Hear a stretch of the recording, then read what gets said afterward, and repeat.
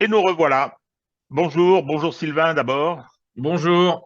hein, et bonjour à tous. Nous revoilà dans une actualité géostratégique assez chargée. Je vais commencer comme d'habitude par les petites recommandations, hein. N'oubliez pas alors quand je dis liker, les gens sont contrariés, d'approuver, de mettre des pouces en l'air, hein. Et également, n'oubliez pas de vous abonner parce que on se répète, l'algorithme est content et ça l'amène à nous proposer de façon plus importante sur les gens qui fréquentent YouTube. Il y a bien évidemment la cagnotte. Je suis en réorganisation de mon Internet. C'était indispensable. Je suis encore sur le vieil Internet. Là, j'espère que ça va quand même bien marcher. Mais c'est la dernière fois. J'espère que la prochaine, j'aurai enfin mon haut débit. N'oubliez pas non plus, et là je vais lui passer la parole, le livre de Sylvain. Oui, alors comme on le disait la semaine dernière, hein, il est bien arrivé en réassort chez mon éditeur dans sa version papier, donc vous pouvez de nouveau le commander. Ne tardez pas trop parce que si ça a le même succès que le premier tirage, ça peut partir assez vite. Et puis sinon, donc comme d'habitude, pour suivre l'actualité entre nos deux vidéos, hein, vous avez Veille stratégique et là encore, n'hésitez pas à mettre des pouces en l'air. Alors sur Facebook, ça se passe encore autrement. Vous pouvez même mettre des cœurs si vous voulez, hein. C'est la foire là aux émotions, si je puis dire. Et puis surtout à partager massivement, hein. Je le rappelle, le fait de partager n'a rien à voir avec le fait d'approuver ou non le contenu de ce que vous partagez. C'est surtout parce que l'algorithme, une fois encore, plus il voit de partage, plus il remonte les informations qui sont partagées dans les fils d'actu sur Facebook notamment. Donc, c'est la seule manière pour nous de se faire connaître et puis pour vous d'avoir accès à de l'information au quotidien à travers les vidéos, les cartes, etc. Tout ce qu'on partage depuis maintenant plusieurs années et surtout tout ce qu'on partage en nombre depuis maintenant un an au rythme de 3, 4, voire 5 publications par jour. Concernant les emojis sur Facebook, il y en a un que j'aime bien, c'est l'emoji solidaire, hein. Oui, On vous a dit à plusieurs reprises que c'était créé une sorte de communauté, qu'on est très touché par vos soutiens, hein, et donc que cet emoji est bien pratique. Bon, alors, le programme, vous l'avez vu sur le générique, il va être en trois parties qui seront peut-être de taille inégale. Il y aura d'abord les grandes manœuvres géostratégiques qui concernent l'ensemble de la planète. Ensuite, la situation sur le terrain, parce qu'il se passe quand même un certain nombre de choses. Et enfin, on reparlera de la France, qui nous montre de façon assez contradictoire que certains se rendent compte que les choses évoluent et les ouvriers de la 11e heure se bousculent parfois, et également qu'au sein des petits télégraphistes de l'Empire, il y a des contradictions. On a du BHL toute la sainte journée, c'est clair, mais ils commencent à se disputer entre eux, hein, ce qui n'est pas mauvais signe, hein. Il y a quelques petits gestapistes, hein, qui se manifestent, qui passent leur temps à insulter ceux qui étaient hier leurs amis. Enfin, ça, c'est fatal, hein, dans un système de collaboration. C'est bien évidemment ce qui se produit. Alors, les actualités géostratégiques, ce sont trois événements importants. Premier événement, c'est le discours de Vladimir Poutine devant les chambres réunies chez lui, je crois, et mhm. discours sur l'état de la nation, hein, parallèle avec le discours sur l'état de l'Union aux États-Unis. Ensuite, c'est le voyage de Joe Biden à Kiev d'abord et ensuite à Varsovie. Et enfin, tout de suite après, c'est le déplacement de M. Wang Yi, le ministre des Affaires étrangères chinois, qui s'est rendu à Moscou et qui a été reçu, bien évidemment, par Vladimir Poutine dans la perspective, nous dit-on, de la préparation d'un voyage du président Xi Jinping à Moscou.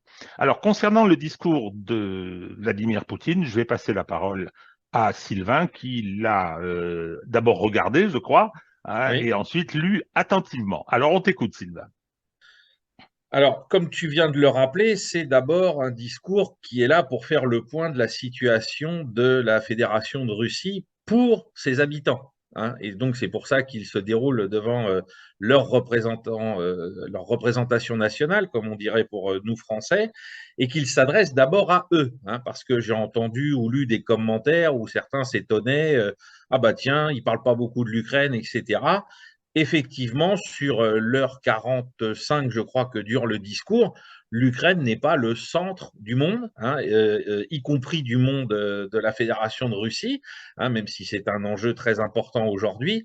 Ça n'a pas occupé tout son discours et il n'y a pas eu, je le rappelle ou je le dis tout de suite pour ceux ceux qui se seraient enfermés à clé depuis le début de la semaine, il n'y a pas eu d'annonce tonitruante ou majeure qui bousculerait d'un seul coup les rapports de force ou les perspectives de ce qui se passe en Ukraine, hein. Vladimir Poutine a commencé par quelque chose qui est très objectif, c'est qu'il a dit, voilà, tout n'est pas rose, hein, il y a des difficultés, elles sont connues, alors il les a pas listées parce que je pense que les Russes les connaissent aussi bien que lui. Ensuite, il est passé à la phase de la volonté de poursuivre les objectifs qui ont été fixés. Donc, on peut penser, puisque là encore, il ne les a pas nommés, qu'on est sur l'idée de libérer les 4 oblasts qui font partie intégrante de la Fédération de Russie, d'achever la démilitarisation de l'Ukraine, et puis bah, d'obtenir de la part du gouvernement ukrainien une espèce de neutralisation, puisqu'il a tout de suite parlé des livraisons d'armes occidentales et de missiles longue portée, en précisant bien que plus l'Occident en fournirait, avec des portées de plus en plus importantes, plus il faudrait pour la sécurité de la Fédération de Russie que les frontières où elles se trouvent aujourd'hui soient repoussées pour que ces missiles soient repoussés d'autant de kilomètres, hein. On est dans une logique qui est un peu comme celle des années fin 40, début des années 50, d'un glacis de sécurité sur le flanc ouest de la Fédération de Russie, comme ce fut le cas pour l'Union soviétique. Donc, rien de très nouveau dans ce domaine, absolument aucune considération sur les problèmes tactiques sur le terrain. Ensuite, la grande partie du discours qui concernait l'opération militaire spéciale concernait principalement les problématiques liées aux combattants et aux déjà anciens combattants pour ceux qui sont blessés, à savoir la mise en place de fonds et de structures pour les accueillir, aussi bien sur le plan, bien sûr, social, financier, économique, et puis aussi sur le plan psychologique ou aussi au niveau des soins, hein. Là, Vladimir Poutine est rentré dans des détails très, très importants, hein, parce que pour la société russe, je pense que c'est une question qui est centrale, la façon dont on va traiter les vétérans. Et dont on va traiter ceux qui en ont besoin dès aujourd'hui parce qu'ils sont blessés. Il a bien sûr remercié tous les éléments de la chaîne qui permettent aux combattants de mener leur mission, hein. Il a nommé bien sûr les médecins, il a nommé les travailleurs ferroviaires. Enfin voilà, on a eu un étalage de tous ceux qui participent de près ou de loin à cette opération. Et puis ensuite, il a consacré la majorité de son discours à 2 parties. La première, l'état de l'économie russe, pour expliquer quelque part un peu ce que nous a expliqué Jacques Sapir il y a quelques semaines, hein, c'est-à-dire les coûts qui ont d'abord été portés il y a bientôt un an contre elle, et puis la façon dont elle a été capable de se redresser, et désormais les perspectives qui lui sont fixées. Donc là-dessus, Vladimir Poutine est assez confiant et sûr de lui. Il a notamment expliqué que pour la première fois depuis des années, et même depuis avant le Covid, le chômage reculait, hein, dans la Fédération de Russie. On est tombé à quelque chose qui tourne autour des 3%, alors qu'on était à un peu plus de 5 avant la pandémie. Ensuite, il a donné des perspectives qui sont à la fois économiques et géostratégiques, puisqu'il a confirmé le glissement, on va dire, du regard de la Russie de l'ouest vers l'est, hein, vers la Chine notamment, avec la construction, il a annoncé la construction et le lancement de plusieurs infrastructures, notamment dans le domaine du transport, pour faciliter les échanges avec la Chine, parce que désormais, c'est un des partenaires essentiels des débouchés économiques de la Fédération de Russie. On a entendu, alors Vladimir Poutine n'est pas rentré dans les détails, mais on sait qu'il y a aussi beaucoup de choses qui se jouent avec l'Iran et l'Inde dans ce domaine. Et donc, voilà, c'était l'autre grande partie du discours économique de Vladimir Poutine. Donc, tout ça ne concernait absolument pas l'Ukraine. Et il a voulu quand même conclure sur quelque chose de stratégique, mais là, qui concerne directement l'Occident, c'est-à-dire la problématique des traités de non-prolifération des armes nucléaires stratégiques, hein, où là, il a dit qu'étant donné que les Américains avaient décidé de se retirer de tous les autres traités, la Russie allait en faire autant parce qu'il était hors de question que les inspecteurs américains viennent sur le territoire de la Fédération de Russie pour regarder où se trouvait tel ou tel vecteur d'armes nucléaires, alors que les inspecteurs russes n'auraient absolument pas accès au territoire des États-Unis d'Amérique, ni aux autres endroits où les États-Unis d'Amérique déploient des armes nucléaires. Voilà, sachant que vraisemblablement, en termes d'état des arsenaux des deux grandes puissances, les États-Unis sont un petit peu en retard, peut-être même beaucoup en retard sur le renouvellement d'une partie de leur arsenal par rapport à l'arsenal de la Fédération de Russie, ce qui justifierait qu'ils souhaitent accéder encore au site où se trouvent les armes nucléaires russes aujourd'hui. Bon, voilà, donc c'était une clarification aussi dans ce domaine. Et puis c'était pour montrer que voilà, il y avait un divorce qui était consommé avec l'Occident, parce que comme il l'a rappelé en préambule, l'Occident a menti sur toute la ligne au niveau de l'Ukraine, a fini par l'avouer publiquement, hein, on l'a assez dit ici avec Merkel, avec Hollande, avec les révélations de l'ancien Premier ministre israélien. Donc, il n'est plus question de faire confiance sur le plan diplomatique aux Occidentaux. Petite anecdote, avant de faire deux, trois observations, petite anecdote concernant les mensonges, le parjure de Madame Merkel. Elle a été surprise par les deux fantaisistes russes, Voksan et Lux, ou je ne sais plus très Ah oui, je bien, ne connais plus, oui. qui ont réussi, qui l'ont appelé au téléphone et qui ont réussi à se faire passer pour Poroshenko, hein, et tombant dans le panneau, Madame Merkel a confirmé qu'il n'avait jamais été question d'appliquer les accords de Minsk. Encore bravo. Alors, sur ce qu'a dit Vladimir Poutine concernant en particulier le dernier point que tu as abordé, c'est-à-dire la suspension du traité START. C'est pas le retrait, c'est la suspension. Ça a été voté par la Rada hier, je crois, hein, immédiatement, c'est-à-dire que les Russes, considérant que tous les autres traités ont été, enfin, je veux dire, mis à mal par les Américains, ce que Jacques Beau nous avait rappelé, hein, cette stratégie-là, considérant que les Russes aujourd'hui sont probablement en avance au Oui. plan nucléaire stratégique, hein, c'est-à-dire que c'est un marché de dupes de rester dans Start. C'est un marché de dupes parce que ça permettra, et d'ailleurs, il l'a dit presque en plaisantant, et maintenant, ils veulent venir, après nous avoir menti comme ça, ils veulent venir visiter nos installations. Il n'a pas dit ça, mais c'était, et puis quoi encore? Bon, alors les conséquences, elles sont effectivement assez importantes parce que le problème, c'est que il a aussi ajouté que d'abord, c'est un traité de limitation. Hein, Start, donc plus de limitation, donc il peut y avoir de la surenchère, hein, et je pense qu'il y a certains en Corée du Nord, certains en Iran qui regardent ça en souriant, et il a également rappelé que si jamais, pour rattraper leur retard, les Américains se mettaient de nouveau à faire des expériences d'armement nucléaire, les Russes feraient pareil. Les Ah Russes oui. feraient pareil. Donc, c'est assez inquiétant que ce climat qui s'installe. Autre chose, il a dit que la guerre en Ukraine était une guerre existentielle pour la Russie. Ça, c'est très Ah oui, oui, important. oui. C'est très important parce que ça a des conséquences. Ça a des conséquences. Il considère que la guerre en Ukraine, la façon dont elle se déroule, la façon dont elle a évolué, pose la question de l'existence de la Russie. Et lorsqu'on voit les néoconservateurs, tous leurs relais en Occident, leurs collabos, comme chez nous, hein, on ne va pas citer de nom tout de suite, peut-être après, ces collabos qui viennent dire il faut démanteler la Russie.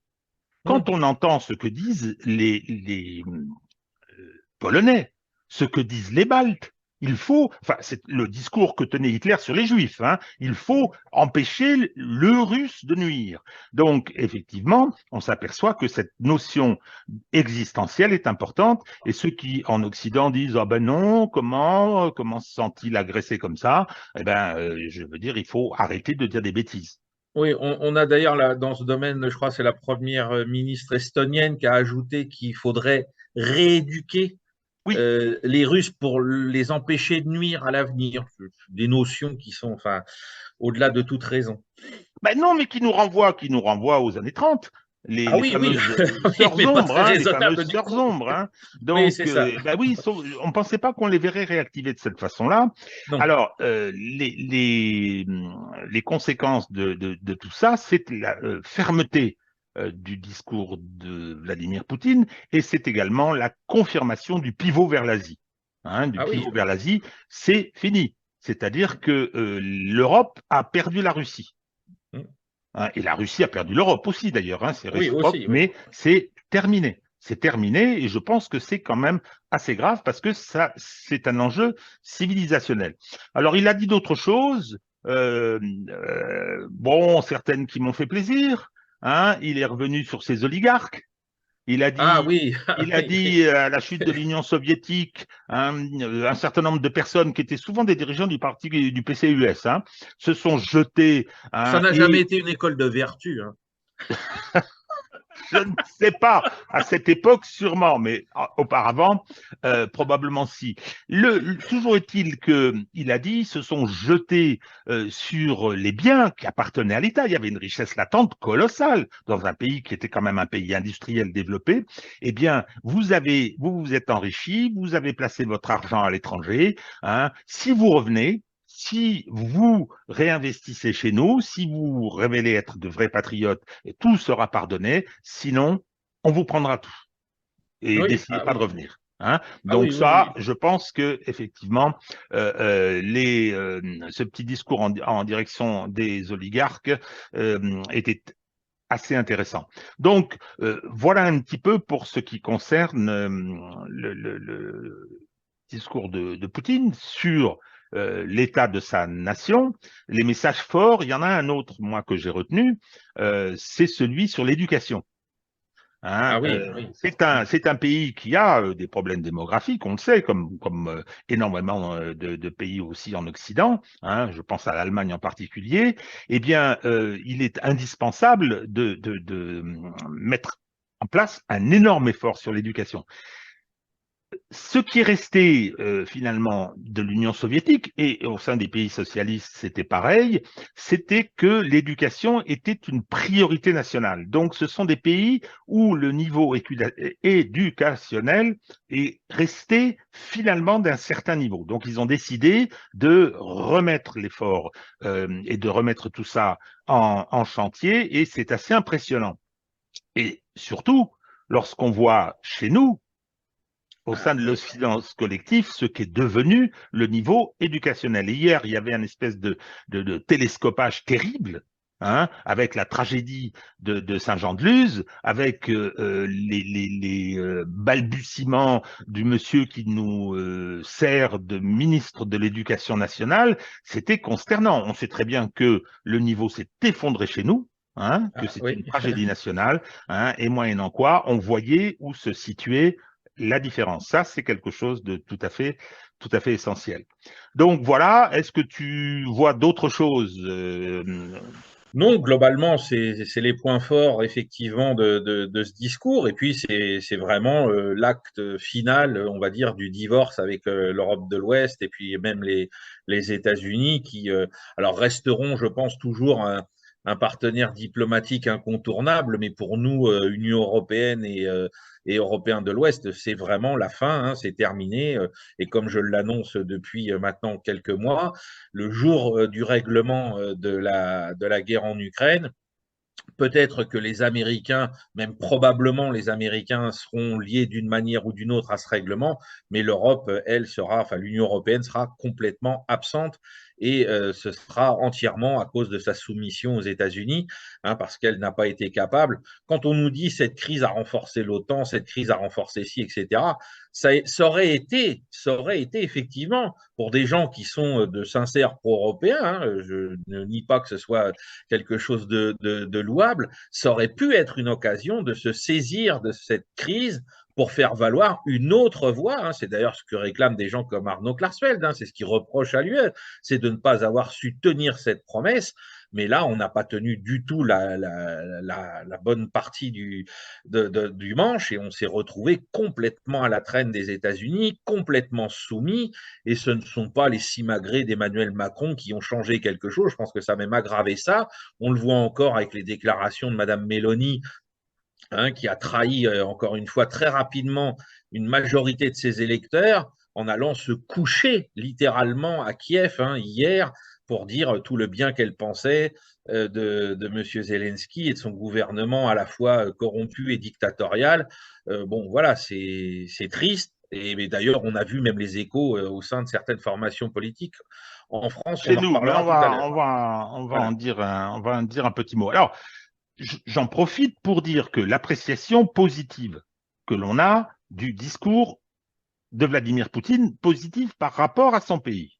Ça, c'est la première Ah bah observation. oui, ah bah Deuxième oui. observation, on essaie de comprendre ce qui se passe, on essaie d'appréhender le réel et de voir les conséquences. Donc, pivot vers l'Asie, euh, développement économique qui se passe plutôt bien, hein, et guerre existentielle vis-à-vis de l'Occident collectif, avec les conséquences, bien évidemment, en termes de course aux armements.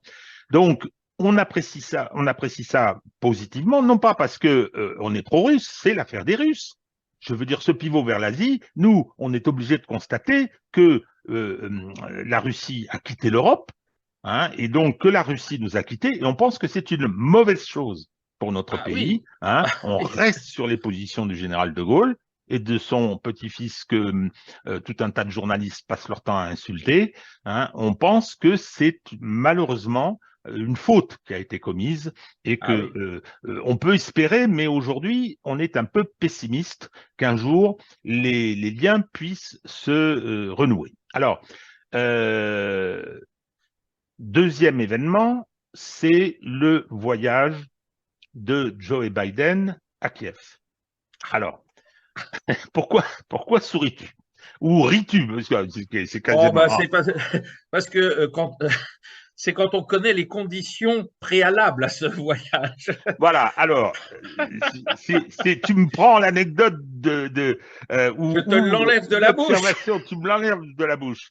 On apprend par M. Blinken lui-même, le secrétaire d'État aux Affaires étrangères, on apprend que les Américains qui ont décidé ce voyage à Kiev, programmé en parallèle du discours de Vladimir Poutine, on apprend qu'ils ont prévenu les Russes et qu'ils leur ont dit ne faites pas de bêtises pendant qu'on est là.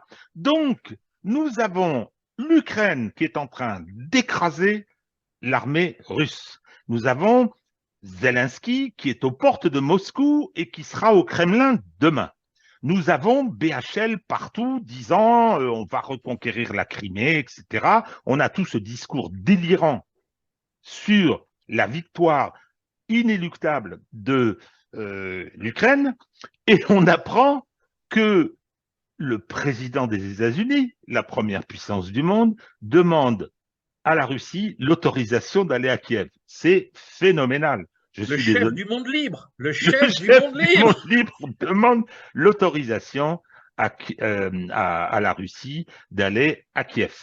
Donc, c'est quand même tellement l'expression de l'espèce de simulacre dans lequel l'Occident collectif est en train de vivre. Alors, Ah, et puis alors ce qui était le plus drôle parce qu'il faut aller au bout de ce problème. Et d'ailleurs, ça permet de dégonfler tout le discours pseudo-intellectuello-guerrier de Bernard-Henri Lévy le soir même sur les antennes d'LCI. hein. C'est-à-dire qu'il s'est gargarisé, regardez, il parcourt les rues de Kiev sans se soucier des alertes aériennes qui résonnent derrière eux, comme les Kieviens le font depuis des mois. Enfin bon, je te fais pas l'envolée, enfin je vous fais pas l'envolée lyrique. Je voudrais Moi, j'ai pas que pas le les gens, courage de regarder, hein. voilà, et puis je veux pas que les gens décrochent. Mais alors, les Russes sont taquins. C'est-à-dire que, comme ils le font depuis plus de 6 mois, même peut-être 8 mois d'ailleurs, qu'est-ce qui s'est passé au moment où Biden est sorti avec Zelensky dehors? Ils ont fait décoller une paire de MiG-31 armés ou non de Kinjal. Hein, je n'ai pas les détails depuis la base aérienne de Gomel au sud de la Biélorussie, à quelques secondes de vol de Kiev, ce qui, comme c'est le cas depuis des mois, provoque des alertes aériennes, puisque si les MiG-31 décollent avec des Kinjal, on sait bien que le temps de réaction de la DCA ukrainienne est réduit à 0. Et donc, ça oblige les Ukrainiens à vivre au rythme des alertes aériennes dès que ces avions décollent de Gomel. Voilà. Et donc, les Russes ont rassuré les Américains, mais se sont pas privés de leur faire une petite alerte aérienne pendant la sortie de Joe Biden avec Zelensky. Allez, petite minute de méchanceté pure. Biden est arrivé en avion à Kiev pour partir ensuite, pour des raisons de sécurité, pour partir ensuite à Varsovie. Il a pris le train. Hein, effectivement, Oui. hein, c'est plus sûr d'utiliser ce vieux moyen de transport. Donc, minute de méchanceté. Alors, j'ai pas la garantie, mais j'ai vu le film. En descendant de la passerelle, il est tombé. Hein, comme d'habitude. Il est tombé, mais il est tombé assez lourdement. Je crois que c'est vrai. Hein. C'est pas. Alors si c'est un fake, bon, par avance, je m'en excuse. Mais enfin, j'ai vu plusieurs fois le film. C'était présenté comme tel sur différents canaux. Bien. Et le lendemain, on l'a vu avec une tache sur le front. Et donc tout le monde s'est posé la question, est-ce que c'est un bleu qui s'est fait en tombant? Parce que la gamelle de l'allée, de l'arrivée, elle est quand même impressionnante. Hein. Et donc on nous a dit non, non, non, c'est parce qu'il est catholique et il s'est mis de la cendre parce que c'était le mercredi des cendres. Oui, Hein. oui. Et oui, voilà, c'était peut-être pour ça, je ne sais pas. Ensuite, on l'a vu. Repartir. On Alors, l'a vu on l'a aussi. vu. Non, non, non, on l'a vu euh, à Varsovie, Ah oui, oui, ah passer oui, les troupes en revue sur le oui. tapis rouge. Mais oui, Et j'allais alors, oublier le ce problème, moment hollandien. le problème, c'est que il marchait pas droit. Et puis, il savait Voilà. pas trop où il fallait aller. Donc, il était entouré. Alors, il donnait des petits coups d'un côté, des petits coups de l'autre pour qu'il réussisse à redresser. C'était pathétique, c'était affreux. Hein. Et ensuite, il est reparti. Et en remontant, Il la est passerelle, ben, il retombé. est tombé. Ça, c'est une habitude. Il monte sur un vélo, il tombe. Et donc, il est tombé. Non, c'est très méchant. Et Hein. surtout, n'oublions pas, Vladimir Poutine a au moins 2 ou 3 cancers depuis Plus que ça. février l'année dernière qui doivent le terrasser le plus rapidement possible. Je dis ça en passant. Plus que ça, plus que ça. On a Oui. vu d'ailleurs un autre maître du monde qui est Georges Soros, qui était, je ne sais pas, une conférence sur le climat, je crois, et pendant 35 secondes, bredouillé, mais bredouillé, vraiment, on invite nos amis qui nous regardent à essayer de trouver ça sur les réseaux. C'est effectivement spectaculaire. L'Occident collectif est en très grande forme. Bien, donc ça, c'est sur la minute de méchanceté, elle est désormais terminée. Sur ce cas raconté et sur la ligne défendue par Biden. Qu'est-ce que tu en penses, Sylvain? Ah bah c'est alors comme je disais à moitié en rigolant, c'est donc le chef du monde libre. Hein. On voit que par rapport même à ce que disait Vladimir Poutine sur les problèmes de traité de limitation des armes nucléaires, on revient à la dialectique de la guerre froide. Hein. Il y a les bons, il y a les méchants, il y a nous et eux. Alors bien évidemment, il vient nous dire, malgré son entourage qui est bien évidemment avec la famille Kagan, les Nuland, etc., il vient nous dire que, mais non, jamais on ne veut attaquer la Russie et surtout pas jamais on veut démanteler la Russie. Non, c'est vrai que c'est pas écrit noir sur blanc partout sur la moitié des documents des think tanks américains depuis des années. Hein, on a rêvé, c'est des papiers qui ont été falsifiés, bien évidemment. Donc, il commence par ça, puisque Poutine avait accusé à raison l'Occident d'avoir menti, d'avoir fait preuve de duplicité. Il dit, mais pas du tout, on veut que le bien des Russes, etc. Hein, La dernière fois que les Américains ont promis le bien des Russes dans les années 90, on a vu ce que ça a fait pour la population russe, son niveau de mortalité infantile, la prostitution des gamins dans les rues, etc. Hein, là aussi, l'Amérique voulait le bien des Russes, selon ses termes. Alors c'est ça le problème, c'est que c'est pas vraiment ceux du peuple russe généralement. Et donc là, bah, c'est pareil. L'Amérique ne veut que du bien. Elle est en guerre contre Vladimir Poutine et son régime, mais certainement pas contre le peuple. Elle ne veut pas anéantir la Russie. Elle veut juste que la Russie quitte l'Ukraine et remette à nouveau les populations russophones dans une situation de danger extrême vis-à-vis d'une grande partie de l'armée ukrainienne qui en fera des charniers si on les laisse faire. Mais tout ça ne pose aucun problème. Donc, il a également rappelé, alors on rigolera beaucoup moins dans quelques mois, hein, qu'il est prêt à soutenir l'Ukraine as long as it takes, aussi longtemps que ce sera nécessaire. Hein. Alors, je n'ai pas en mémoire les discours ni de Johnson ni de Nixon au sujet du Sud-Vietnam, mais je pense que chez Johnson, on doit avoir des discours équivalents dans les années 66-67 avant qu'advienne au Sud-Vietnam ce que l'on sait. Donc voilà, c'est pareil, je ne sais pas ce qu'a pu dire récemment Obama sur l'Afghanistan ou ce genre de pays, mais en tout cas, on sait très bien que les États-Unis, quand ils estimeront que c'est nécessaire pour leurs seuls intérêts, abandonneront Zelensky et son régime, ainsi que le peuple ukrainien, à leur triste sort. Donc Alors, voilà, donc, justement, à ce propos, sur le fond, il a repris le discours de Austin et Millet dont on parlait la semaine dernière. Hein. La Russie est isolée. ah oui, oui, oui, j'allais venir, oui. L'OTAN n'a jamais été aussi soudée. Toutes les tentatives russes sont en échec et l'Ukraine va gagner. C'est-à-dire qu'il a repris le discours alors que ce qui émane des États-Unis est plus contradictoire quand même. Hein. Il y a des discours différents. Il y a des contradictions politiques assez fortes. Hein. Il y a ce qui se passe par exemple en Idaho, où les élus de cet État qui a été victime, Ohio, pardon, Ohio, qui ont été victimes, État qui a été victime d'une catastrophe environnementale extraordinaire, hein, en disant voilà, nous on n'a rien et tout part en Ukraine. Il y a les prises de position de DeSantis, hein, qui est le gouverneur de Floride et lequel DeSantis était jusqu'à présent je veux dire, favorable à un soutien ferme à l'Ukraine, il est en train de changer parce qu'il a bien compris que son rival Trump était sur la ligne. Ça suffit la guerre avec l'Ukraine, ça suffit ce soutien indistinct, hein, donc il faut qu'on change et DeSantis sent bien qu'il faut que lui aussi, hein, il adopte des positions plus nuancées, plus contrastées. Donc ça reste toujours assez contradictoire, bien plus que chez nous, hein, bien plus que Ah chez oui, nous. Ça. mais alors il y a aussi quelque chose sur la forme qui est très très importante et qui est très très désagréable dans le discours de Joe Biden, c'est qu'il reprend, pas au mot près, mais dans les formulations, le même discours que certains tracts qui ont été distribués par la Wehrmacht en 1941. C'est-à-dire, nous entrons en Union soviétique parce que votre régime politique vous a conduit à la guerre. Nous ne vous faisons pas la guerre à vous, peuple de l'Union soviétique, mais à vos dirigeants et à votre armée tant qu'elle reste fidèle au Parti communiste.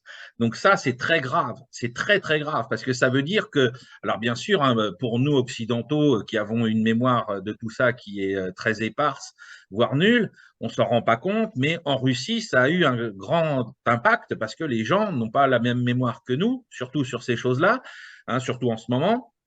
Et donc, eux, ils ont été très sensibles au fait qu'ils ont reconnu une formulation qui rappelle pour eux les vraies années sombres de l'occupation allemande de 41-42 d'une partie de leur pays. Voilà, ça aussi, il faut le rappeler. Et je pense qu'à Washington, les gens qui ont rédigé ce discours le savent aussi pertinemment et qu'ils l'ont fait à dessein. Toujours est-il que une des conclusions que l'on peut tirer de ce voyage, c'est que le bloc néoconservateur, c'est Sullivan, c'est Blinken, c'est Nuland, qui est secrétaire d'État adjoint, hein, reste puissant, mais que d'autres secteurs de l'État profond américain ne sont pas d'accord. Je pense en particulier au Pentagone. Tout à Bien, fait. alors, troisième Alors, événement, oui. juste un dernier point par rapport aux promesses sur les armements, sur le soutien, etc. Aujourd'hui, quand on analyse les promesses réitérées à l'occasion de ce discours, alors pas dans la liste du Père Noël, mais disons dans son ensemble, et qu'on voit la mise en œuvre de ce qui va pouvoir être fait rapidement, puisque n'oublions pas que Zaloujny, le chef d'état-major général de l'armée ukrainienne, a un besoin urgent de ces matériels, on est sur une différence, mais qui est colossale. C'est-à-dire que si l'armée ukrainienne, sur les 300 et quelques chars promis par les Occidentaux il y a maintenant 3 semaines, après un débat prolongé, cacophonique, partout en Occident, va en récupérer 50 au mois d'avril, au mieux 50, et les autres n'arriveront pas avant soit le mois de juin, voire même le mois de septembre, hein, et certains même peut-être que l'année prochaine. Donc on voit bien les discours, les rodomontades, hein, on gonfle le torse, on se met en scène, etc.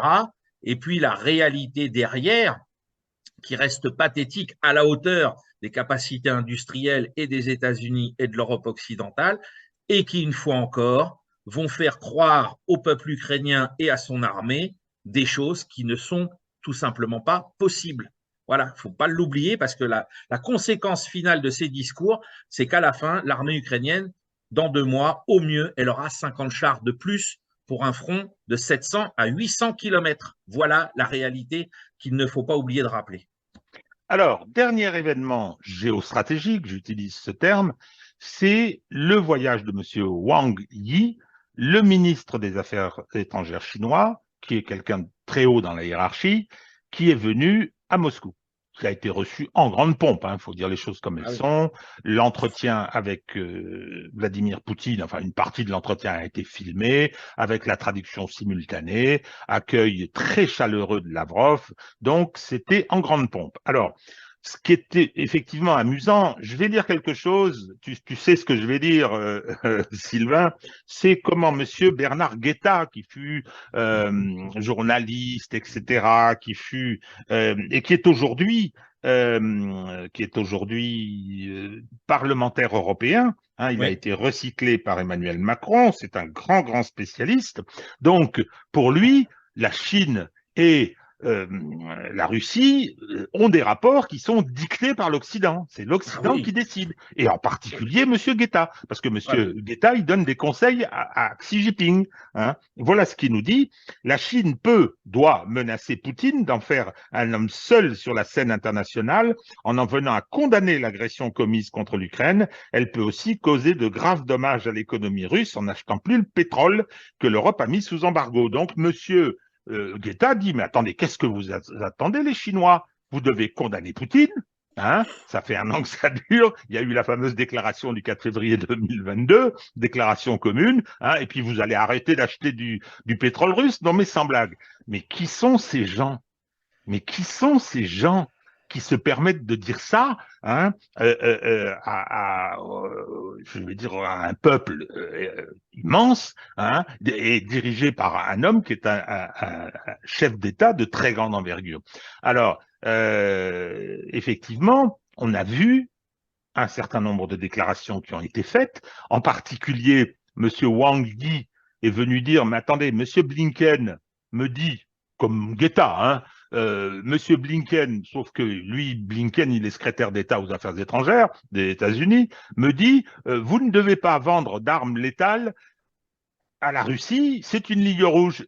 Je lui ai répondu, nous dit Wang Yi, je lui ai répondu, mais vous en donnez bien à l'Ukraine, vous, alors pourquoi on ne le ferait pas, nous, hein, ce qui en dit long sur effectivement la vision qu'ils en ont. La vision qu'ils en ont. Donc, l'axe chinois, Chine-Russe, pardon, il est très important. Ça, c'est quelque chose d'assez considérable. Alors, vers quoi ça va, je n'en sais rien.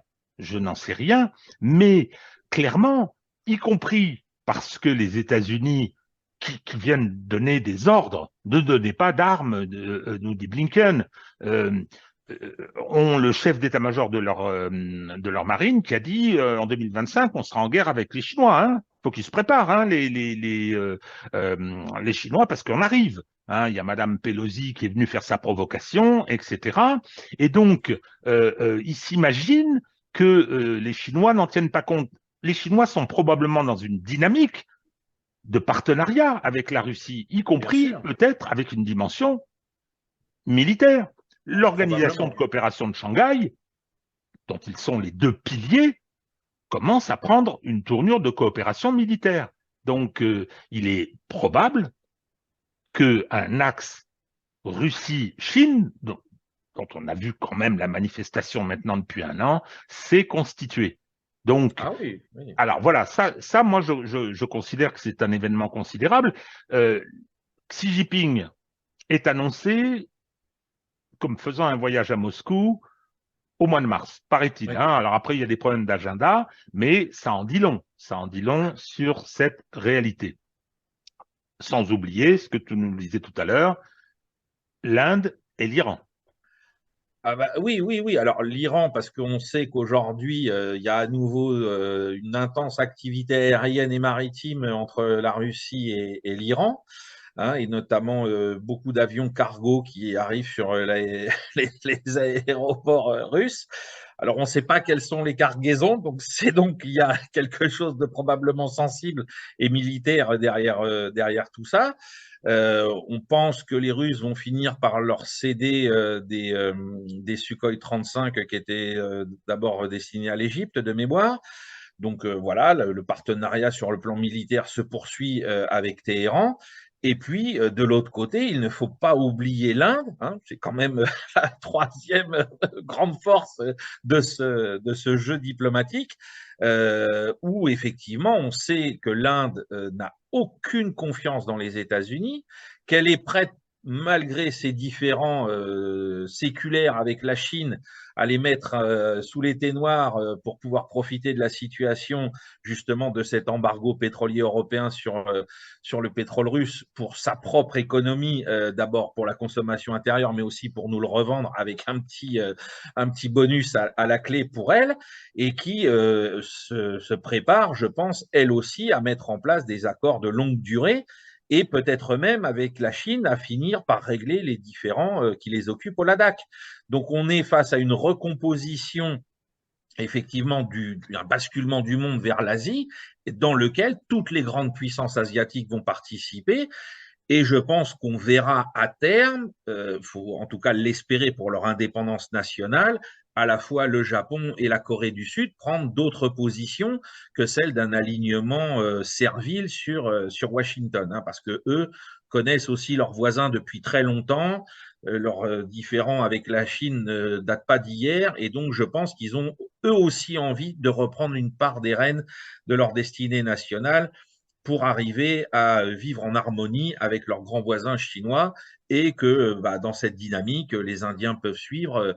Ça peut être une opportunité à saisir pour eux aussi, parce que je le rappelle, hein, quand on lit le Times of India, on voit très bien que les grands noms de l'armée indienne à la retraite sont tous unanimes pour dire qu'il faut un partenariat militaire avec Moscou, parce que les Américains ne sont pas des gens avec lesquels on peut traiter sur le long terme, parce que toutes les alliances contractées avec eux finissent toujours par se retourner contre le plus faible.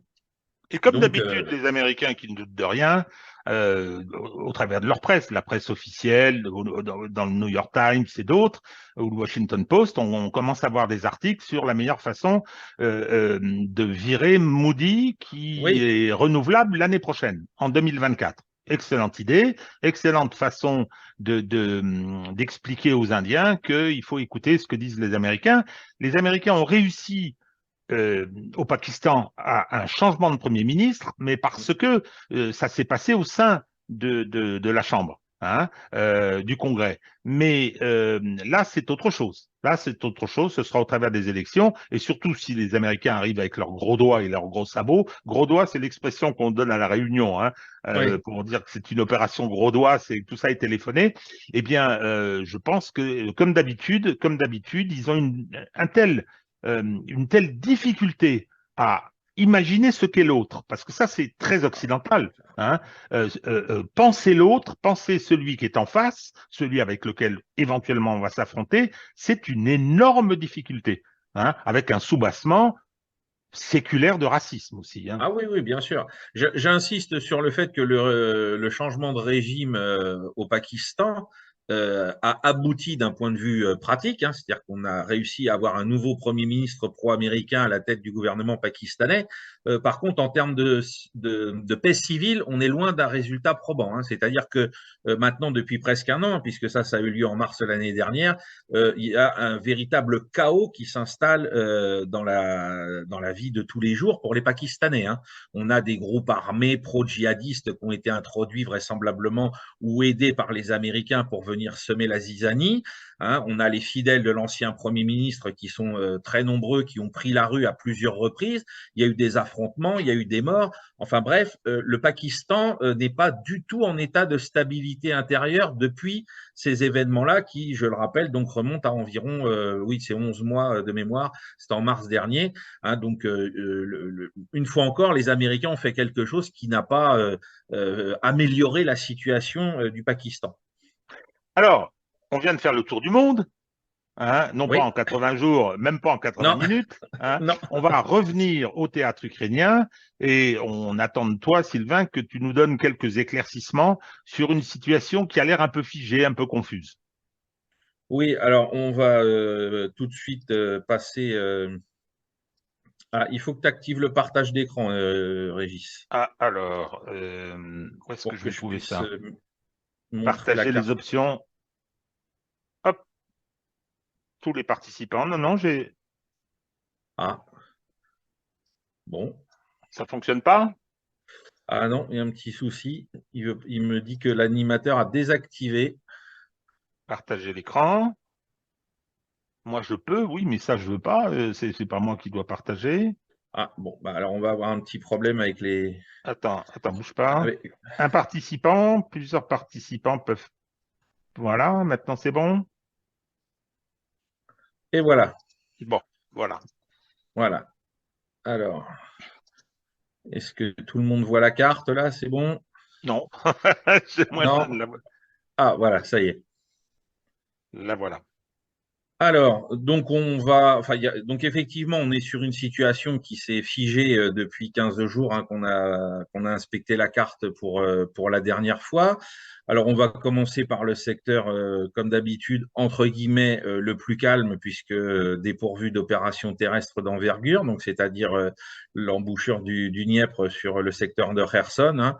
Beaucoup d'activités d'artillerie de part et d'autre, notamment beaucoup de tirs de contre-batterie russes pour faire taire les pièces d'artillerie ukrainiennes qui sont sur la rive nord, mais il n'y a pas eu de nouveaux signalements d'opérations commando ukrainiennes ou de tentatives de débarquement, enfin de franchissement comme on en avait eu il y a 15 jours et il y a 3 semaines. Mais voilà, l'artillerie est toujours active dans cette zone. Ensuite, on va remonter. Alors, c'est pareil autour du grand bassin, autour de la centrale nucléaire ici, dont on a tant parlé à Ernogadar. Pareil, des bombardements russes, vraisemblablement donc sur la rive nord, hein, qui ont été signalés ces derniers jours, mais aucune autre opération, pas de tentative d'infiltration de commando, en tout cas pas qui ait été repérée. Ensuite, sur le front de Zaporizhia, alors on a des nouvelles, non pas sur le front lui-même, mais on a eu des informations qui laisseraient entendre, je mets bien ça au conditionnel, qu'on aurait une concentration de troupes de Wagner, hein, qui seraient en cours d'acheminement, donc dans l'arrière-front, hein, ici, dans ce secteur entre Bilmak, Tchernivka et Tokmak, pardon, pour éventuellement une offensive russe pour libérer donc la partie nord de Zaporizhia et dans laquelle les Wagnériens serviraient de troupes d'assaut pour les forces russes de la 58e armée combinée. Donc, on a vu des membres de Wagner se filmer. On a parlé d'une cinquantaine de bus qui les transportaient vers cette région. On se demande parce qu'on a vu qu'une dizaine de gars de Wagner autour de ces bus, hein. Alors, est-ce que c'est une opération de com et d'intoxication où les bus étaient vides et on a fait descendre les gars de Wagner qui se baladaient avec leurs emblèmes et puis surtout la masse, hein, qu'on commence à connaître maintenant dans la communication de Wagner, à voir dans les jours qui viennent s'il y a de nouveaux développements. En ce qui concerne donc le secteur d'Ougledar, alors je me rapproche un petit peu, hein, Ougledar c'est ici.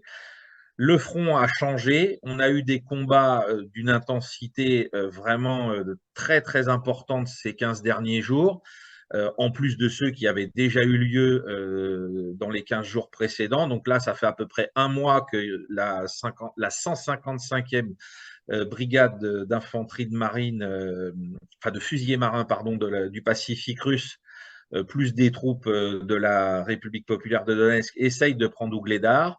Il y a eu un échec assez important autour du 12 février de la part des Russes, hein, qui auraient perdu une colonne de véhicules complète. Hein. Il y a eu une vidéo, on l'a partagée la semaine dernière sur Veille Stratégique, où il y aurait à peu près 30 véhicules blindés et chars qui ont été pris dans une embuscade.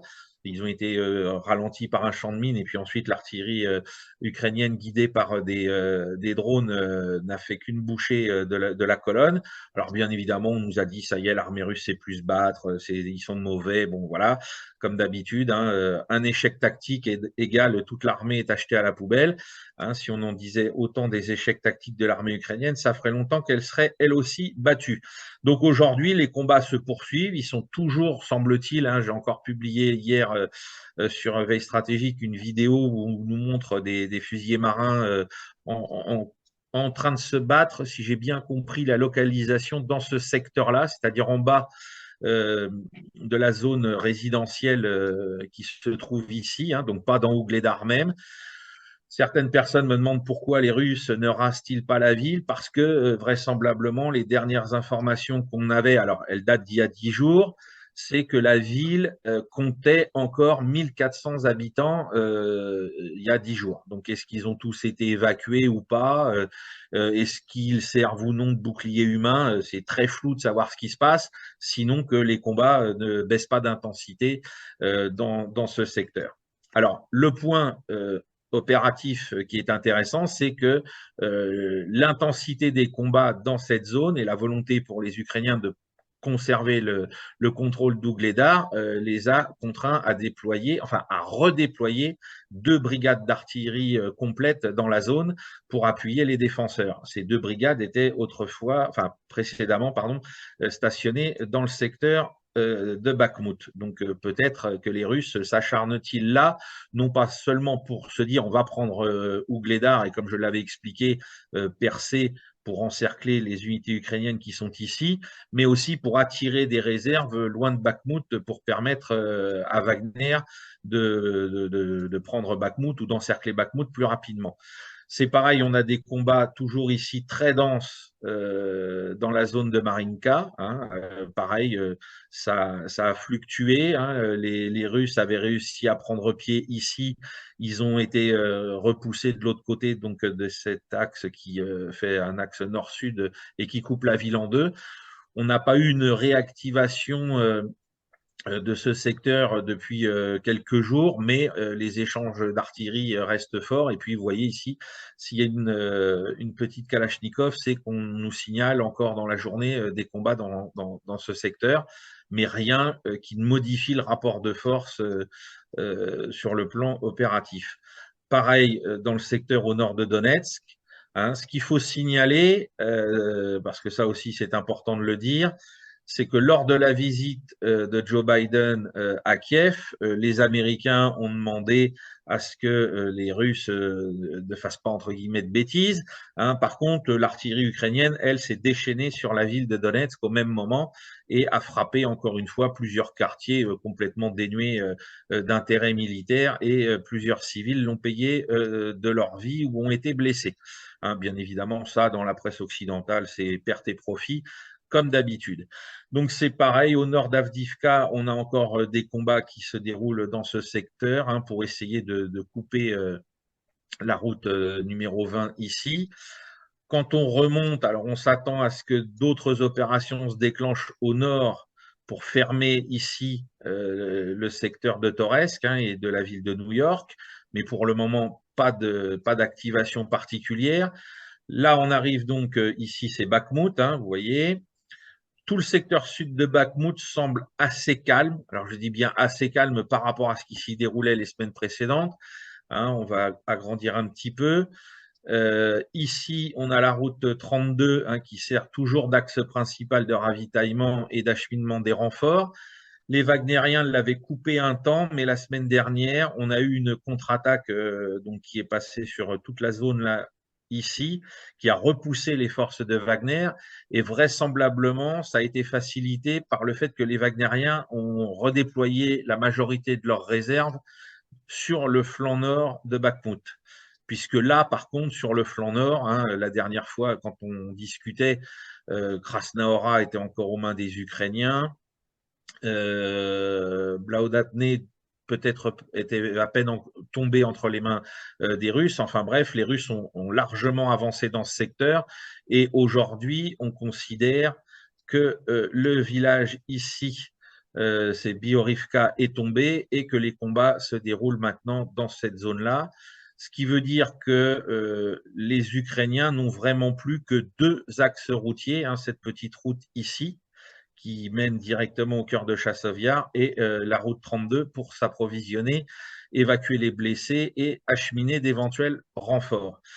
C'est pareil sur le flanc est de la ville. Hein, il y a plusieurs quartiers d'habitation ici. La carte n'est pas à jour, sont passés sous le contrôle des Russes. Hein. Je vous invite à aller voir la page de veille stratégique de cet après-midi. La carte la plus à jour a été partagée. Et donc, les combats se poursuivent ici, dans le secteur de Stupka, pour prendre ce nœud ferroviaire important et puis surtout pour pouvoir attaquer Bakhmout à l'est de la rivière Batmoutka qui court ici hein, sur l'axe nord-sud. Donc ça, c'est vraiment le lieu des principaux combats depuis 15 jours. On n'a pas eu d'avancée particulière vers le nord en direction de Seversk. Hein. Il y a toujours des combats, mais leur intensité est plus limitée qu'elle ne l'était il y a 15 jours. On a la confirmation ici que Bilorivka est toujours complètement entre les mains des Ukrainiens. Les Russes s'étaient approchés au moins d'une partie du contrôle de ce village, mais ont fini par en être chassés. Par contre, ils sont beaucoup plus proches que ce que montre la carte ici. Hein. Je pense que le front court vraiment à la limite de la ville aujourd'hui. Ensuite, donc, on arrive dans le secteur qui a été très, très vivace encore la semaine dernière, où les Russes poussent pour aller en direction, alors je vais agrandir que les gens voient, hein, ici Zarichne et Yampil, puisque c'est la porte de Liman hein, qui permettrait aux Russes de reprendre Liman et de pouvoir ensuite déboucher par le nord sur Slaviansk. Voilà. Donc là, il y a encore beaucoup, beaucoup de combats. Les Russes ont cessé d'avancer. Les Ukrainiens ont mené des contre-attaques locales. Et pour le moment, il n'y a pas de développement du front depuis une semaine avec des prises de terrain ou des pertes de terrain de part et d'autre. Alors c'est pareil ici, tout le long du front vers Kupiansk. Hein, on a une activité qui s'est réduite par rapport aux semaines précédentes. Et là, aujourd'hui, alors la carte occidentale n'est pas à jour, hein, toute la zone blanche ici est sous contrôle russe, ainsi que les deux villages, Dvorichne ici et Ryanivka ici. Tout ça s'est passé sous contrôle russe, Orobivka également. Il reste donc le secteur forestier ici, qui est dans la zone grise ou qui est sous contrôle ukrainien. Mais on a eu, du coup, voilà, on le voit encore aujourd'hui, des bombardements russes par l'artillerie directement sur Kupiansk, puisque maintenant, elle est à portée, y compris des pièces de calibre moyen. Et la nouveauté, c'est que depuis 10 jours, on a une activité de bombardement ici à la frontière entre, donc ça c'est la Fédération de Russie, hein, là on n'est plus dans les oblasts de Lugansk ou Donetsk, et le territoire ukrainien. Alors certains ont parlé de prémices d'une offensive russe de l'autre côté, donc sur la rive ouest de l'Oskol, hein, d'une offensive russe pour prendre à revers l'ensemble du dispositif ukrainien qui est ici. Pour le moment, on n'a encore rien vu de tel. Voilà ce qu'on peut dire aujourd'hui sur les combats à proprement parler. Et puis, comme c'est le cas là aussi depuis 15 jours qu'on ne s'est vu, on a depuis soumis jusqu'à ce secteur-là de la frontière des bombardements, des observations, alors des bombardements de part et d'autre. Hein, il y a des fois des villages russes qui sont même pris pour cible, mais pas d'activité des troupes au sol pour le moment. Voilà. Donc aujourd'hui, on peut dire d'une certaine manière qu'à part Bakhmout et Ougledar, sur le reste du front, on est sur des activités de part et d'autre qui sont très limitées. Ça ne veut pas dire que sur ce qui se passe à Bakhmout ou Ougledar, les pertes ne sont pas importantes de part et d'autre, hein, mais il semblerait que sur les autres secteurs où les Russes étaient à l'œuvre depuis le début du mois de février, les choses aient un peu ralenti. Donc, on attend de voir ce qui va se passer dans les jours qui viennent, puisque beaucoup d'observateurs, y compris du côté occidentaux, hein, Douglas McGregor, Scott Ritter, nous annoncent le grand coup d'accélérateur russe pour les jours qui viennent. Il y a un autre problème qui commence à arriver sur les réseaux d'information ouverts, c'est la Transnistrie, ici. Hein, donc cette petite bande de terre qui fait partie de la Fédération de Russie, qui est une enclave russophone qui a été enlevée à la Moldavie voisine. Et on nous annonce que depuis une semaine, les troupes ukrainiennes qui ont été retirées du front Est sont en train de se rassembler autour enfin, sur la frontière de la Transnistrie, et que les Moldaviens sont aussi, enfin les Moldaves, pardon, sont aussi en train de se concentrer à la frontière. Donc on évoque la possibilité d'une incursion sur le territoire de la Transnistrie. La seule raison qui pousserait les Ukrainiens à faire ça en coordination avec la Moldavie, c'est que la Transnistrie abrite un immense dépôt de munitions datant de l'époque soviétique qui permettrait à l'armée ukrainienne de se réapprovisionner pour tous ses équipements d'origine soviétique de manière assez rapide. Voilà, donc il va falloir suivre de très près l'actualité dans ce secteur. Il y avait eu une première alerte au mois d'avril de mémoire, avril-mai, dans cette zone, c'était retombé. Et là, aujourd'hui, c'est de nouveau d'actualité à suivre donc également dans les jours qui viennent. Bien, tu nous restitues l'écran. Oui, l'écran qu'on nous voit en grand, voilà. Voilà. Bon. Alors, dernière petite remarque concernant la question de l'offensive. J'essaye de savoir ce qui va se passer. Maskirovska, bien sûr, on va pas dire ce qu'on va faire, c'est normal. Je trouve certains occidentaux très affirmatifs. Je reviens sur ce que raconte Douglas McGregor, qui bénéficie d'informations venant du Pentagone, lui, hein. C'est clair, c'est quelqu'un qui a tous les réseaux qu'il lui faut. Alors, c'est pas au Pentagone qu'on décide de l'offensive, hein, mais Non. il est très affirmatif. Voilà. Bon, moi, je sais pas, je reste très circonspect, sachant que cette espèce de système assez ralenti, ce que tu viens de nous décrire, Ah oui. n'est pas, enfin, je veux dire, ne préjudicie pas aux Russes. Hein, ils Ah non. continuent, hein, et leur situation alors, il y a une escalade, évidemment, mais l'escalade de l'OTAN, il y a une escalade au niveau des discours, etc. Mais comme les Russes la suivent et qu'ils sont devant, techniquement, c'est effectivement une situation qui n'est pas terrible pour l'Occident. Alors, Oui, on n'a pas. j'ajoute une chose dans la Maskirovka russe. Le dernier élément de la poupée à plusieurs étages, c'est la grande polémique qui a occupé les plateaux télé français ces dernières 48 heures. Est-ce que le Kremlin est en train de se séparer de je sais pas quoi, de liquider Prigogine, etc. Parce que Prigogine a ouvert sa grande bouche sur tous les médias russes pour dire c'est quoi cette histoire, on me prive de munitions, mes hommes ne peuvent plus avancer. Preuve en est que c'est faux puisqu'ils avancent encore depuis le début de la semaine. Mais bref, je pense qu'on assiste de la part de Prigogine à une immense opération d'intoxication qui n'est peut-être pas infondée, il y a peut-être un fond de vérité comme d'habitude, mais je pense qu'il surfe là-dessus et qu'il sait à qui il s'adresse, il a un bon public en face de lui et ça a l'air de fonctionner à merveille. Alors pour un peu débunker cette affaire, j'invite tout le monde à lire la tribune de mon camarade Philippe Migaud, hein, qui a fait une très bonne tribune qui est libre d'accès sur le courrier des stratèges, sur qui est Prigogine, quels sont ses rapports personnels avec Vladimir Poutine, et vous y verrez quand même beaucoup plus clair que si vous avez regardé LCI hier soir. Alors, ceux qui ont le courage de regarder LCI, BFM, TF1, France 2, etc., etc., etc., je vais en faire toute la liste, C8, C12, C50, etc., ils n'ont pas pu échapper à BHL. Je n'en ai regardé aucune. Hein, parce que je pense que c'est de nature à affecter ma santé et je n'ai aucune envie d'une rupture d'anévrisme. Non, je veux dire, ce pitre, ce guignol, cet agent américain opère depuis 40 ans. Hein, je suis habitué maintenant, je veux dire, je suis habitué. Quand il avait commencé, il s'était fait démolir par Pierre Vidal-Naquet, hein, qui était un grand savant.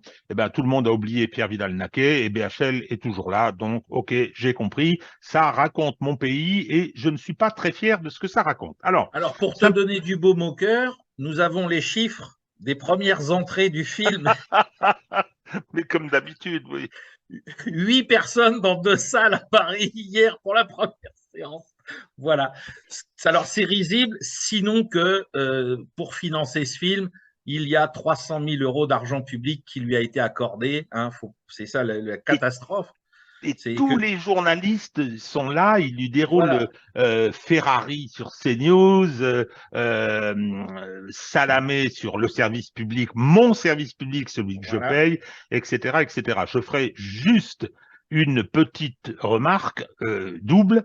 Il nous avait vendu au moment de la chute d'Azovstal et par conséquent de la victoire de Mariupol que les nazis couverts de tatouages à croix gammée qui étaient dans Azovstal, qui ne se sont pas battus d'ailleurs, qui se sont rendus, étaient finalement les alter ego de Manoukian et de son équipe, des gens de la Fiche Rouge, dont on a commémoré il y a 2 jours l'exécution par les Allemands.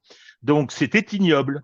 Mais il a poussé plus loin encore. Il a dit les Ukrainiens que je connais, vous savez ceux qu'on ramasse dans les rues, là, on voit toutes ces vidéos où on va, je veux dire, on relance des mobilisations de 16 à 55 ans, peut-être même 60, etc. Oui. Ah oui, oui, c'est formidable. Ce sont les gens, l'équivalent de ceux qui se sont battus à Biraken, de la France libre d'ailleurs, pour me faire plaisir. Ils ont appelé un de leurs bataillons Charles de Gaulle, etc. Ils souillent la mémoire de la France libre, ils souillent en soutenant des gens qui sont des néo-nazis pour beaucoup, pas tous, mais qui sont des néo-nazis, hein, ils souillent la mémoire de la résistance française et de la France libre, hein, en osant comparer ça à Manoukian et de comparer ça aux combattants de Biraken. C'est BHL, oui. C'est BHL. Voilà, détail très important à ce sujet, puisque moi, je suis courageux et que je prends des risques. J'ai regardé BHL chez Brunet lundi soir. Ah oui, bah, j'aurais une médaille, monsieur, pour ça. Oui, ou un infarctus, hein, mais c'est au soir. Oui, bah, écoute, tu vas me faire une médaille, hein, ça sera quand même mieux. Et donc, parce que là, ça a été le moment le plus abject, finalement, c'est qu'ils ont passé un extrait de ce fameux bataillon qui a accepté, à la demande de BHL, hein, ce n'est pas eux qui ont pris cette initiative, de se créer bataillon Charles de Gaulle et qui ont créé un drapeau sur lequel on retrouve la croix de Lorraine. Et donc BHL s'exhibe avec eux. Et que voit-on dans le PC de ce bataillon? 2 officiers d'état-major ukrainiens qui sont de part et d'autre de BHL, avec la croix de Lorraine sur le drapeau, et l'un de ces officiers, sur sa poitrine côté droit, arbore la miniature du drapeau rouge et noir de l'armée nationaliste de Bandera. Voilà. Voilà à quoi BHL a pu parvenir, c'est rassembler ce qui est le symbole de la résistance française au nazisme avec des néo-nazis ukrainiens dans un film où 300 000 € d'argent public ont été investis pour ce monsieur. Voilà. Alors, actuellement, il y a, je vais dire, trois tendances. Il y a une tendance qui continue à dire n'importe quoi. Hein. On pense à toute la bande d'LCI, ceux qui veulent l'épuration ethnique. Hein, Ah oui, oui. et qui continuent à raconter et à dire n'importe quoi. Alors, on va rattacher BHL à cette Ah oui. tendance-là, c'est un de leurs étendards. Il y a une autre partie qui sont les ouvriers de la 11e heure, dont on a déjà parlé il y a 15 jours, on a parlé il y a 8 jours. Effectivement, on constate qu'il y a un certain nombre de gens qui en avaient peu entendu ou qui avaient été extrêmement modestes ou qui nous avaient dit ça ne m'intéresse pas, pour l'instant je m'occupe d'autre chose, etc., etc. Hein. Et nous avons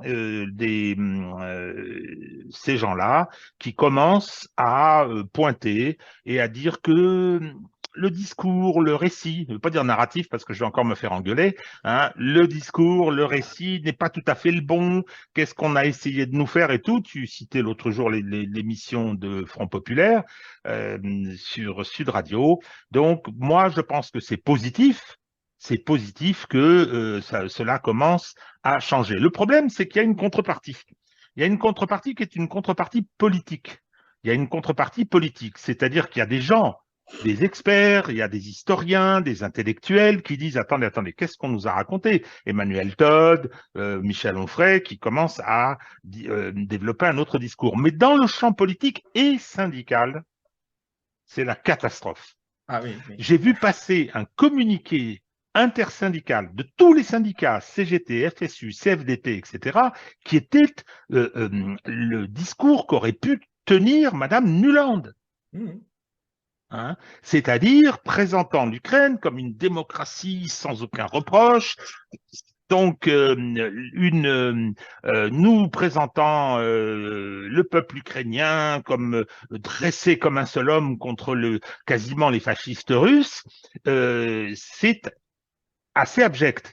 D'ailleurs, c'est un communiqué qui m'a été envoyé par mes amis syndicalistes à moi que j'ai, hein, qui ne sont pas tout à fait rattachables à cette tendance, mais j'ai été consterné. Au point que désormais, ils appellent Martinez Belin. Belin, je ne sais pas Ah si... oui, Ah oui, Belin, ah oui. c'est le dirigeant de la CGT qui, Oui, en 1940, a rallié le maréchal Pétain et est devenu son ministre du Travail. Hein. eh Et oui. Travail, Famille, Patrie, c'est lui. C'est Donc lui. désormais, Martinez Belin. Moi, je ne vais pas dire ça, je ne le connais pas, Martinez, mais quand je vois ce communiqué, mais ce n'est pas le premier, hein, quand je vois ce communiqué, je suis consterné du niveau, il y a personne pour sauver l'honneur. Et puis, il y a le politique. Il y a le politique. Alors, le politique, il n'y a pas, à part quelques exceptions, Yves Pozzo di Borgo, il y a Mariani, etc., qui disent attention, je François parle bien des Asselineau. politiques, hein, Oui, oui. qui disent que non, non, non, faut faire attention, faut pas présenter les choses de façon unilatérale, faut arrêter les délires, etc. Hein, mais c'est une demi-poignée. En revanche, dans toutes les forces politiques, tout le monde soutient Madame Nuland, Mhm. Joe Biden, Oui, oui. Monsieur Sullivan, Monsieur Zelensky, les bataillons Azov. Hein. Et je pense en particulier au jeune Bardella, qui, parlementaire européen, a ovationné Zelensky, hein, dont on sait ce qu'on peut en penser. On sait ce qu'on peut en penser. Il a été élu démocratiquement, mais il a trahi tout. Ensuite, c'est quelqu'un d'éminemment corrompu. Il y a l'interdiction de tous les partis d'opposition dans son pays, hein, et la corruption continue. Non, non. Merveilleux Zelensky. Et hier, il est allé, Bardella, dans le journal L'Opinion, hein, sous les acclamations de Monsieur Jean-Dominique Merchet, dont on a parlé la semaine dernière, hein, qui s'était permis d'insulter le petit-fils du général de Gaulle. Il est allé dire que oui, oui, en essayant de se dédouaner d'ailleurs, hein, oui, oui, le Poutine d'il y a 5 ans, avec lequel le Rassemblement national entretenait de bonnes relations, c'est plus le même que maintenant. Maintenant, il est méchant. Il mange les Mhm. petits-enfants. Hein. Donc tout ça est assez lamentable et ça m'amène à considérer que les ressources politiques au sein de notre pays sont d'un niveau lamentable. Je pense en particulier, personne n'est venu dire il y a un problème. Il est probable, sinon sûr, que les États-Unis ont commis un acte terroriste et un acte de guerre contre la France. La France était partenaire du Nord Stream Nord 2. Stream. On y a mis des milliards. Hein. Personne n'est venu poser la question, alors que tous savent que ce sont les États-Unis qui l'ont fait. commencer Eh par oui, Macron. Mais lui, eh oui. Macron, ça, c'est un des domestiques de l'Empire. Mais ceux-là qui prétendent qu'ils sont dans l'opposition, qui prétendent qu'ils ont une parole libre, qu'ils ont une approche qui est une approche patriotique, nationale, non, non. Non, non, non, non, rien. La question ne sera pas posée. Bon, c'est comme ça. Hélas, c'est le constat de l'état dans lequel se trouve notre pays. Alors, il y a également, c'était la dernière catégorie, les fanatiques, les excités qui sont en train de se tirer dans les pattes. Hein, parce que Ah quand, oui. alors tu vas nous raconter ça parce que moi je connais pas bien ce milieu, hein, mais c'est assez impressionnant. Ah bah, disons que dans le milieu des spécialistes militaires qui s'expriment depuis le début de alors depuis le début de l'opération militaire spéciale, hein, parce que depuis le début de la guerre, le sort de ce qui se passait dans le Donbass les intéressait pas. Hein, là, faut être clair. Mais disons que là, depuis le 24 février l'année dernière, on les a vus se réveiller.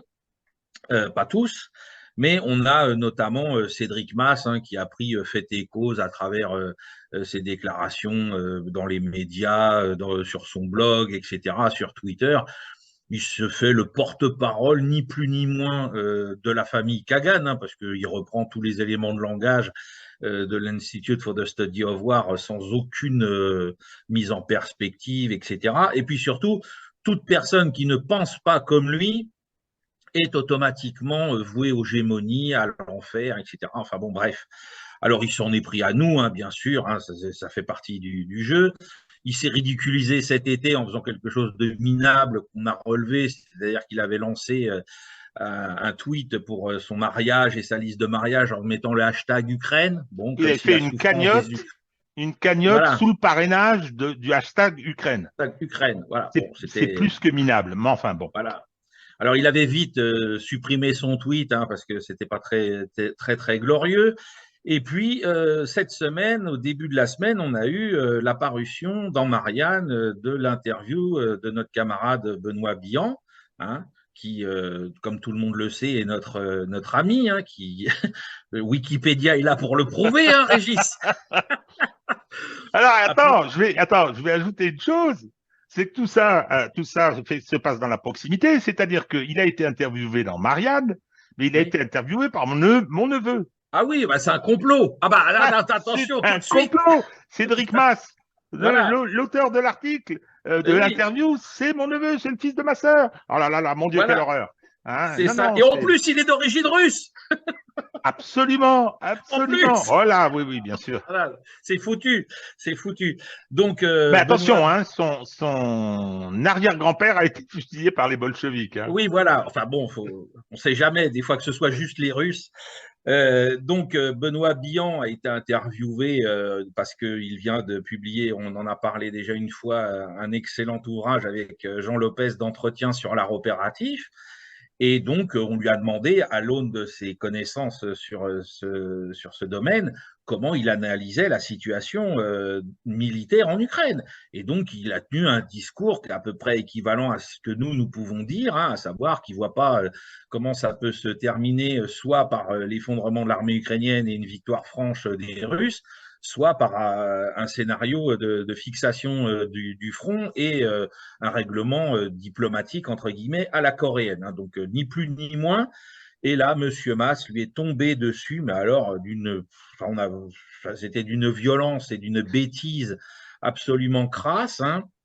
Alors, c'est très difficile parce que on avait déjà parlé de Benoît Bihan à la fin de l'été. Il avait fait un petit article dans Guerre et Histoire pour expliquer comment on Sur pouvait, Guadalcanal. voilà, prendre du recul. En disant, si les mêmes qui parlent de l'Ukraine aujourd'hui et de la défaite russe avaient analysé la bataille de Guadalcanal à l'époque, au moment où elle s'est déroulée, ça aurait été la Voilà, même chose s'ils avaient c'est ça. utilisé les mêmes méthodes. Voilà. Voilà, il nous aurait dit que les Marines allaient perdre et que les Japonais allaient gagner.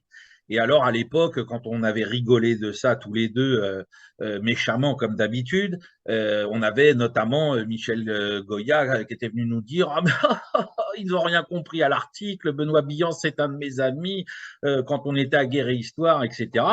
Et voilà, pas que son amitié avec le colonel Goya n'a pas suffi aux yeux de Monsieur Mass, hein, puisqu'il y aurait une offensive informationnelle russe pour faire croire à la victoire inéluctable de la Russie alors que sur le terrain, elle est enlisée. Enfin bon, bref, toute une construction mentale assez particulière. Et ben Benoît Billon participerait lui aussi à cette opération informationnelle russe. Bon, Oui, d'accord. mais il y a des preuves, Sylvain. Il y a Ah des oui, preuves parce qu'il y a, j'y viens, parce j'y que, viens. alors vas-y, vas-y. J'y viens. Bah, donc le problème pour attester que Benoît Billon est un agent russe caché, parce qu'il nous dit que c'était un agent dormant qui attendait que cet instant arrive où la Russie serait à nouveau enlisée pour sortir, pour venir au secours de la Russie. On a vu enfin cette photo que tout le monde pouvait voir depuis des mois sur Wikipédia, où tu es à côté, toi, Régis de Castelnau, le menteur patenté sur les Césars, tu es à côté de Benoît Billon, qui est bien sûr ton ami. Hein, et puis ensuite, il a fait la même chose avec une photo de Benoît Billon avec Georgi Kuzmanovic, hein, Voilà. pour nous dire que tout ça, bah voilà, les photos étaient là, les Mais gens voulaient pas. il en a oublié une. Il a Ah, oublié que Goyafi a fait une préface au précédent bouquin de Benoît. Ah oui, et oui, c'est ça. C'est-à-dire que voilà, Benoît a fait un livre qui est paru, je crois, dans les éditions Perspectives Libres de notre ami Pierre-Yves Rougeron, il y a quelques 2 ans maintenant, et le colonel Goyal l'avait préfacé. Alors là, on ne sait plus reconnaître ses petits. Hein. Alors je pense que dans la tête de Monsieur Masse, si tu es l'ami, de mon ennemi, de mon ami, tu es mon ennemi. Enfin, je ne sais pas comment le sortir, tellement c'est pitoyable. Hein, donc, puisqu'avant, il était très copain avec le colonel Goya, maintenant, puisque Billan est un ennemi dans cette histoire, alors peut-être que Goya aussi est devenu son ennemi. Je ne sais plus Alors, à quel sein me vouer. ce pitre n'aurait pas grand intérêt, pas plus que les gens de la bande dits de DSI qui nous harcèlent cela, sous Oui, pseudo toujours. oui, oui, Euh, oui. Le c'est courage. que il est le Mas en question invité partout, sur toutes les chaînes mainstream, tout le Oui, système ah oui, médiatique. Alors, il a droit il est bien évidemment dans Mediapart, hein, chez Edwy Plenel, ce qui ne peut pas constituer une surprise dès lors non. qu'il défend bec et ongle les positions américaines, hein, comme l'a toujours fait Edwy Plenel. Donc voilà. Alors bon, c'était anecdotique, encore que révélateur. Et malheureusement, on est obligé avec comment dire, ces critiques, avec ces informations-là, de montrer à quel point la France est en retard. La France est en retard. La prise de conscience, on a parlé des ouvriers de la 11e heure, ça reste quand même marginal. Hein, Oui, un petit peu ah sur oui. Sud Radio, sur TVL, mais c'est pas bon sur Livre Noir. Ils Sur ont Livre Noir, passé oui, voilà. sur Livre Noir, ils ont passé tout ça et bien droitard en plus. Hein, Oui, ah bah c'est-à-dire oui, que oui, oui, c'est oui. pas vraiment à Oui, gauche. Hein, donc voilà, tout ça est un peu triste quand on voit comment ça se passe dans le monde anglo-saxon, et je pense en particulier aux États-Unis. Hein, c'est un journaliste américain, une légende du journalisme américain, qui a dénoncé la responsabilité de Biden dans le sabotage de Nord Stream. Hein, ah donc oui, oui, oui, bien voilà, sûr. et lorsqu'on va, moi je reconnais que tu as le courage d'aller sur les médias mainstream, je ne l'ai plus, ou très peu, de façon très indirecte, hein, par des petits extraits qu'on trouve dans les réseaux, sur les réseaux. Eh bien, je préfère aller me promener sur les sites internet de la presse internationale, américaine en particulier. Oui, juste un dernier point pour parler, pour conclure sur Monsieur Mass, hein, parce que c'est bien beau de pointer les gens du doigt et de les accuser hein, d'être ni plus ni moins que des rouges-bruns, hein, parce que c'est un terme qui revient souvent dans ses tweets ou dans les commentaires de ses tweets. Je tiens à rappeler, parce que Monsieur Mass n'est pas une contradiction près, Monsieur Mass, en tant qu'historien militaire, a publié plusieurs ouvrages. Le seul qu'il a rédigé en son nom seul avait pour sujet la bataille d'El Alamein et a été publié par les éditions Emdal, dont 90% des ouvrages sont consacrés à l'histoire des unités de la Waffen-SS. Voilà. Ça n'est pas une surprise. Bien, Voilà. on va vous foutre la paix, hein, avec nos petits règlements de compte de fin de séquence. Alors, juste, je veux rappeler que, compte tenu de l'ambiance de censure qui existe, de certains avertissements que nous avons reçus, enfin des avertissements positifs, d'amis, de gens qui nous suivent, d'abonnés nous disant faites attention, on ne sait jamais. Donc, nous avons une chaîne miroir chez Odyssée. Oui. Je mettrai en description, je vais mettre le lien, et donc tout ce qui est publié sur YouTube, en cas de malheur, on pourra le retrouver sur Odyssée. Vous pouvez d'ores et déjà vous y abonner. D'ailleurs, être abonné aux deux, c'est aussi bien. Voilà. Bon, eh ben, Voilà. écoutez, on vous dit à la semaine prochaine. Toujours en attendant, offensive ou pas offensive, nous On verrons. verra. À Au bientôt. au revoir.